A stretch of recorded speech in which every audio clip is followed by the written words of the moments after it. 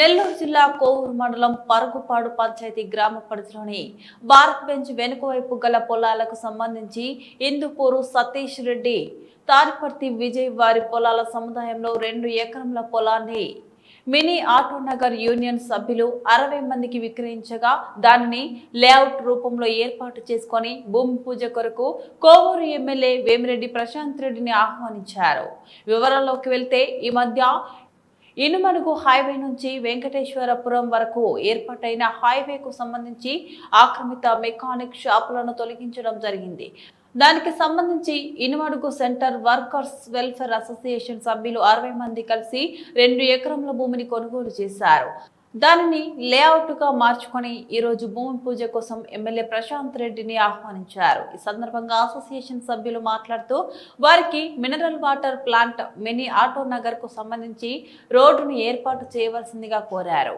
MLA Prashanth Reddy మాట్లాడుతూ workers కు అవసరమైన మౌలిక సదుపాయాలు ఏర్పాటు చేస్తానని హామీ ఇచ్చారు. తదుపరి ఎటువంటి సమస్యలు వచ్చినా మీ పిఆర్ ఫౌండేషన్ ద్వారా మీకు సహాయం చేసేందుకు కృషి చేస్తామని హామీ ఇచ్చారు.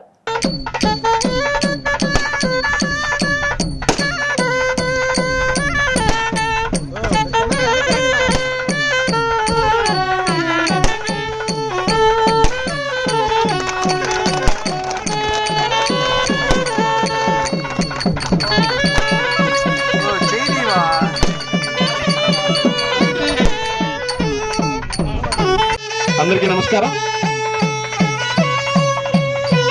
ఇనుమడుగు సెంటర్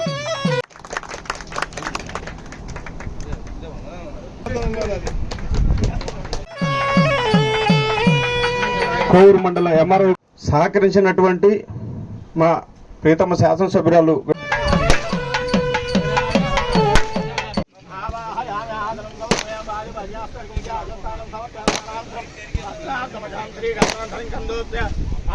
గారికి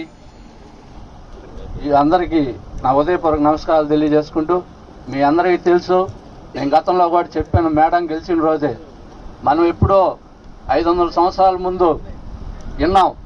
శ్రీకృష్ణదేవరాయల హయాంలో ఆ రోజు ఆయన స్వర్ణయుగంలో తీసుకోపోయాడని. ఈరోజు మన మేడం మన నియోజకవర్గాన్ని స్వర్ణయుగంలో తీసుకోబోతాం. ఎందుకంటే అడగంది అమ్మాయిని అన్నం పెడతాంటారు. మన మేడం గారు అడగకుండానే అన్నీ చేస్తూ ఉన్నారు.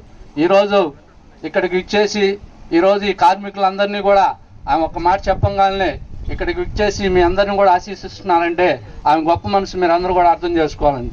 అమ్మ, మాది ఒక కోరిక, రాబోయే రోజుల్లో ఈ ఆటో నగర్ బాగా అభివృద్ధి చెందద్ది.